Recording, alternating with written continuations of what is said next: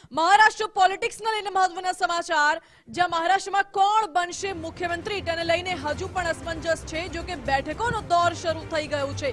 સીએમને લઈને કવાયત તેજ થઈ ગઈ છે। પૂર્વ સીએમ દેવેન્દ્ર ફડણવીસની અધ્યક્ષતામાં બેઠક યોજાઈ હતી અને બેઠકોનો દોર સતત યોજાઈ રહ્યો છે। ભાજપના નેતાઓની દેવેન્દ્ર ફડણવીસના ઘરે એક બેઠક મળી હતી જેમાં કોણ બનશે મુખ્યમંત્રી તેને લઈને ચર્ચા કરવામાં આવી। આ બેઠકમાં મહારાષ્ટ્રના સીએમના નામને લઈને ચર્ચા થઈ છે।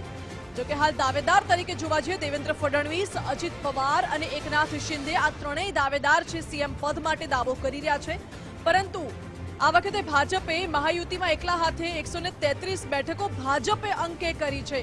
એટલે કોણ બનશે મુખ્યમંત્રી તેને લઈને સવાલો હતા। જ્યારે મહાવિકાસ અઘાડીમાંથી દેવેન્દ્ર ફડણવીસ શિવસેનામાંથી અલગ થયા ત્યારે લગભગ 37 થી 38 ધારાસભ્યો લઈને તેઓ મહાયુતિમાં સામેલ થયા હતા, જેમાં એનસીપી પણ સામેલ થયું હતું, અજીત પવાર જૂથ।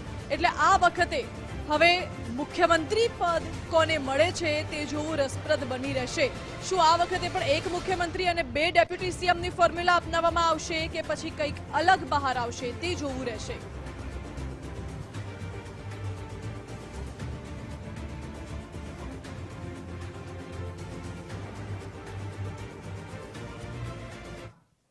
તો મહારાષ્ટ્રમાં મુખ્યમંત્રીની ખેંચતાણ વચ્ચે મહત્વના સમાચાર મળી રહ્યા છે।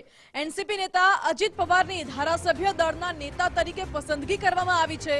મુખ્યમંત્રી પદની ખેંચતાણ એક તરફ ચાલી રહી છે। અજીત પવાર, એકનાથ શિંદે, દેવેન્દ્ર ફડણવીસ દાવેદાર છે ને વચ્ચે અજીત પવારની એનસીપીના ધારાસભ્ય દળના નેતા તરીકે પસંદગી કરવામાં આવી। સર્વાનુમતે અજીત પવાર એનસીપીના ધારાસભ્ય દળના નેતા તરીકે ચૂંટાયા છે અને મહારાષ્ટ્રમાં મુખ્યમંત્રી પદની ખેંચતાણ વચ્ચે આ મહત્વની જાણકારી।